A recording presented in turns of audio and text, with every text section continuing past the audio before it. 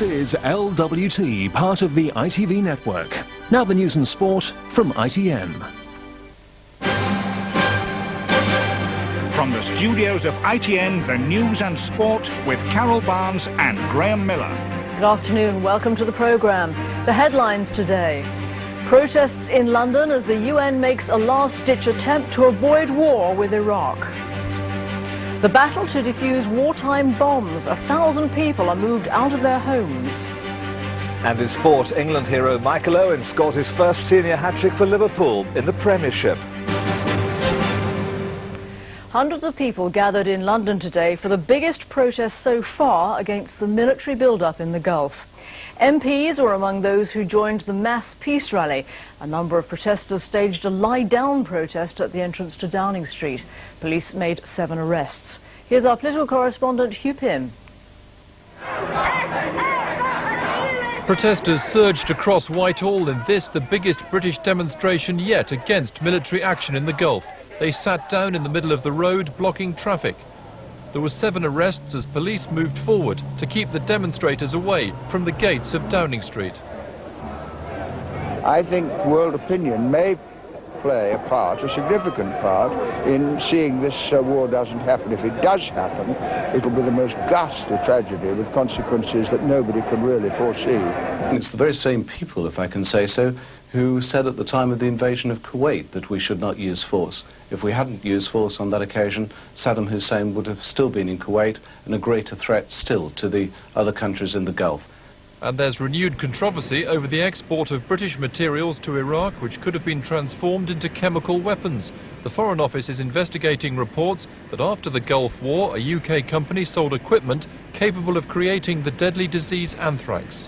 The Gulf crisis will be debated in the Commons on Tuesday. The question then will be how many Labour MPs say they oppose the use of force and then vote against the government. Hugh Pym, ITN, Whitehall. The UN team is now on its way to Iraq with permission to visit possible weapon sites previously banned to UN weapons inspectors. Iraq has also invited the UN Secretary-General there for a make-or-break peace mission.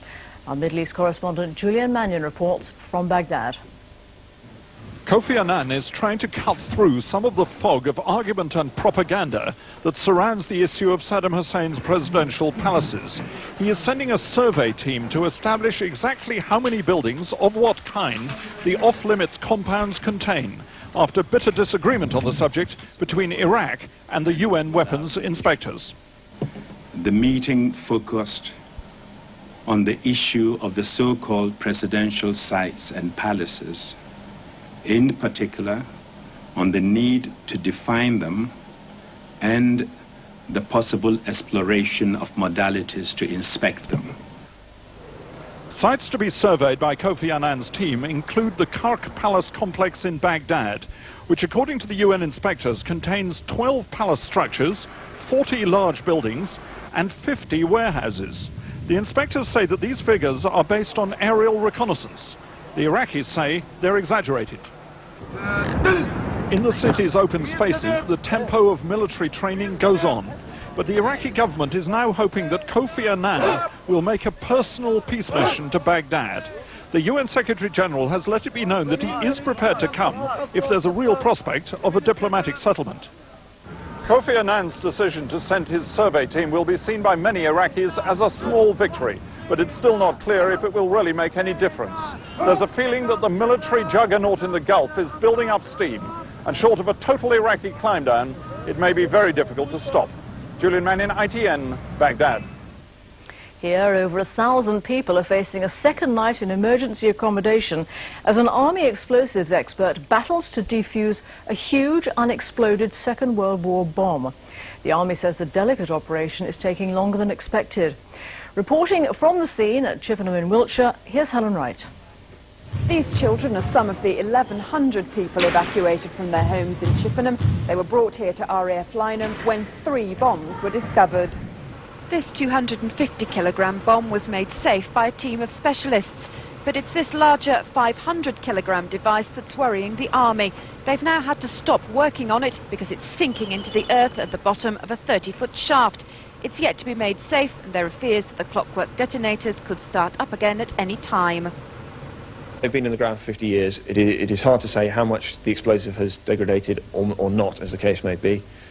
The 500 kilo bomb has got about 240 kilos worth of explosive in it.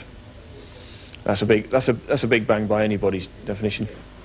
Police roadblocks have been set up and traffic's being diverted away from an exclusion zone around the bomb site. And many of those forced to leave their homes with just minutes' notice spent last night and today sleeping and eating at RAF Lynham.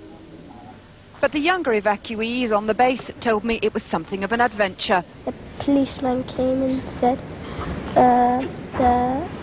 the bomb's unstable. It could go off any time. It's a bit different, really. It's never happened to us, so it's just sort of like a new experience. And these children will be spending a second night here at RAF Lynham. Work on the bomb is progressing painstakingly slow, and they probably won't be allowed back to their homes until tomorrow. Helen Wright, ITN, Chippenham in Wiltshire. The Royal British Legion has backed calls from Germany for help in saving Colditz. The notorious castle is now crumbling. It needs a £30 million revamp if it's to be preserved as a memorial to the 1,500 British prisoners of war it held between 1941 and 1945. The volcano-hit island of Montserrat is being visited by Robin Cook today, the first British Foreign Secretary to go there. He's telling islanders who want to carry on living there that Britain is committing £50 million to their future. And the dramatic telegraph message sent out by the Titanic, "We have struck an iceberg," is to be auctioned along with other signals that the liner was sinking. They'll go under the hammer at Christie's in New York on Tuesday. The Bishop of Newcastle, whose comments about homosexuality split a diocese, has been enthroned this afternoon. But two of his parishes are refusing to recognise his authority. From Newcastle, Adrian Beattie reports. It's been a bittersweet day for the new Bishop of Newcastle, his enthronement overshadowed by a row over homosexuality. He was reported as saying he wouldn't condemn a loving, permanent same-sex relationship. Already two parishes say they won't accept his authority, and others want clarification. I want to hear Bishop Wharton say in the public domain that same-sex sexual relationships are sinful. This is far wider than Bishop Wharton. We're talking here about the Church of England House of Bishops issuing a statement that seems to endorse immorality. That's the seriousness of the issue. On the eve of today's ceremony, the bishop insisted he'd been misrepresented and explained his views on same-sex relations. I believe they fall short of God's ideal for human sexuality, and that they're not to be regarded as complementary to and as alternative to heterosexual relationships. The confusion, he says, has been caused by the complicated nature of church statements on homosexuality.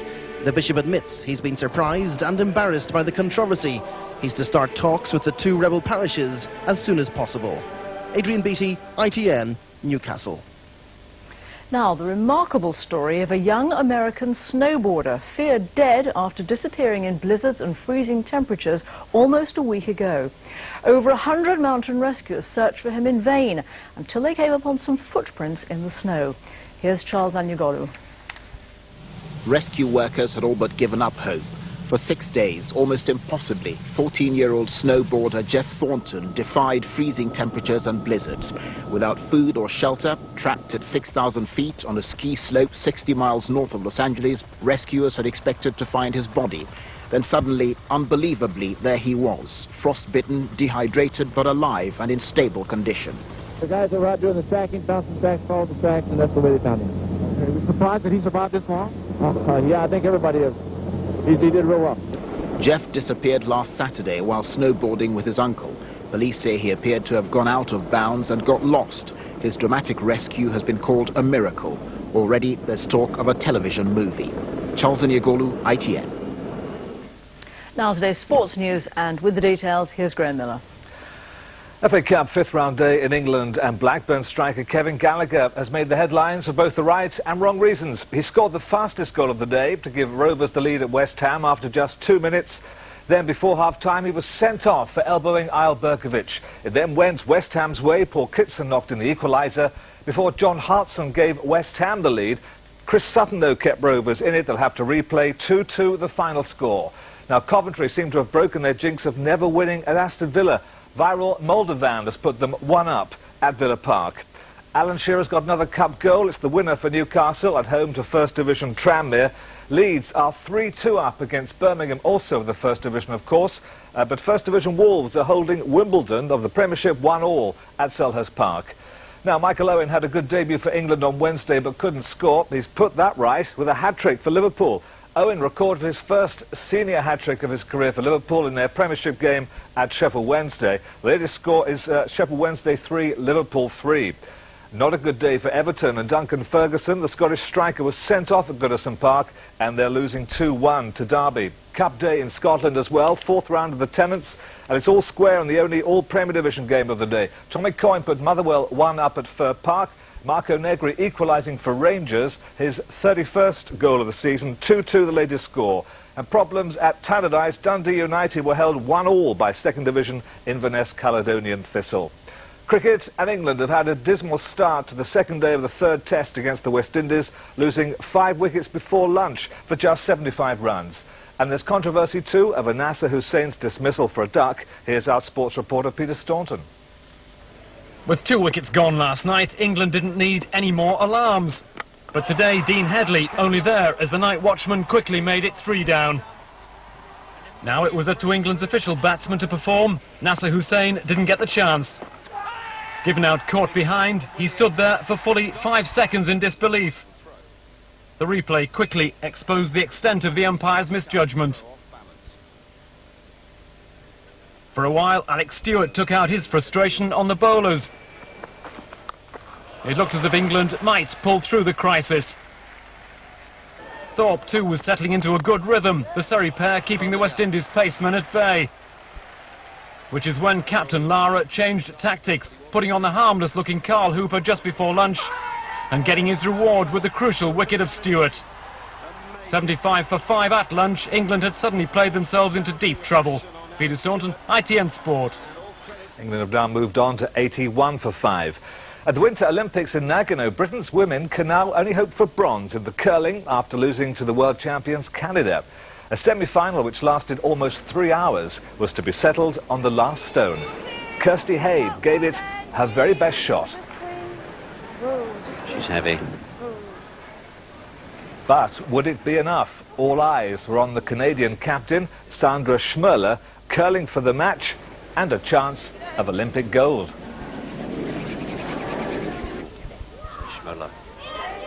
Schmerler's last throw put her a few agonising inches inside the British stone, so Canada won 6-5, leaving Britain to play Sweden for the bronze tomorrow. On to racing, and in the Tote Gold Trophy at Newbury this afternoon, the 10-1 bet Sharpicle stormed home ahead of the field. Mick Fitzgerald in the green brought Sharpicle up on the inside in the last furlong, leaving Karawi 2 or 3 lengths behind at the finish. Dejani came in third. Here's the full SP. First, Sharpicle 10-1, second Karawi 9-1, third Dejani at 16-1. Now it's time for a full classified check on today's football with Bob Colston. Beginning with the FA Cup, sponsored by Littlewood's 5th round. And these matches are out of Pool's order. Aston Villa 0, Coventry 1. Leeds 3, Birmingham 2. Newcastle 1, Tranmere 0. Sheffield United against Reading match void. Not on the Pools, West Ham 2, Blackburn 2. And Wimbledon 1, Wolves 1. FA Carling Premiership, Everton 1, Derby 2. 2 matches not on the Pool, Sheffield Wednesday 3, Liverpool 3, and Tottenham 1, Leicester 1. Nationwide League, Division 1, Crewe 3, Portsmouth 1. Not on the Pools, Ipswich 5, Huddersfield 1. Manchester City 0, Bury 1. Middlesbrough 1, Bradford 0. Port Vale 2, Norwich 2. Stockport 1, Stoke 0. And West Bromwich Albion 1, Queen's Park Rangers 1. Division 2, Blackpool 3, Millwall 0. Bournemouth 2, Chesterfield 0. Brentford 0, Preston 0. Bristol City 0, Gillingham 2. Carlisle 1, Walsall 1. Northampton 3, Southend 1. Oldham 1, Fulham 0. Plymouth 0, York 0. Not on the pools, Watford 1, Luton 1. Wigan 0, Grimsby 2. Wrexham 1, Bristol Rovers 0. And Wycombe 2, Burnley 1. Division 3, not on the pools, Barnet 2, Cardiff 2.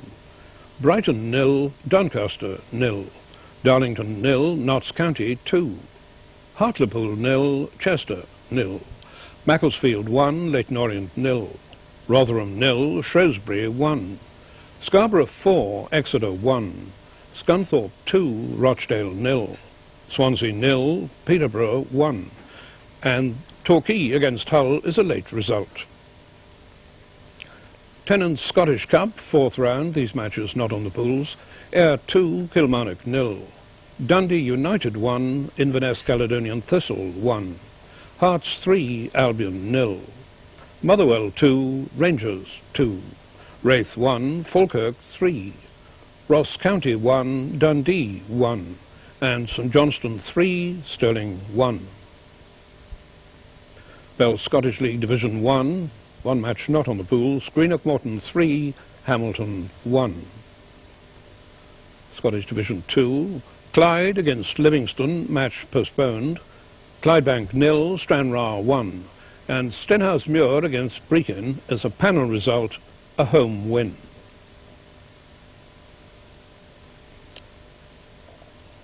Scottish Division 3, Berwick 0, Cowdenbeath 2. East Stirling against Dumbarton, match postponed. And Queen's Park 0, Montrose 2. GM Vauxhall Conference, Dover 0, Halifax 1. Hayes 6, Yeovil 4. Hereford 1, Morecambe 0. Kidderminster 1, Southport 1. Leek 3, Hensford 3. Northwich 0, Slough 1.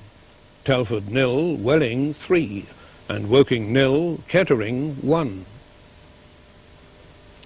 Dr. Martin's League, Premier Division, Ashford 0, Halesowen 5. Burton 5, Crawley 2. Cambridge City 4, Bromsgrove 0. Merthyr 1, Atherstone 1. And finally Nuneaton 2, Worcester 0. Thanks, Bob. Let's quickly look at the top of the English Premiership to see what those results mean in the table. And Liverpool have added to Chelsea's bad week. They go second now after that 3-3 draw with Sheffield Wednesday. And at the bottom, with only a few clubs in action, of course, and Tottenham have closed the gap on Everton with that draw against Leicester. And Everton, of course, losing at home to Derby by 2-1. Finally, the pools, beginning with the half-time score draw numbers. One of them, number 38, 20 no-score draws, 1, 2, 7, 8, 9, 11, 15, 16, 17, 19, 20, 21, 24, 26, 28, 31, 33, 35, 40 and 49. So to the full-time numbers, 7 score draws today, 5, 10, 12, 17, 40, 41 and 48. The no-score draws, 2, 15, 20, 24 and 26, with number 32 to come. The forecast is very good, it says. Well, that's it. Graham and I will be back with our main news at 9:15. Bye for now. Bye-bye.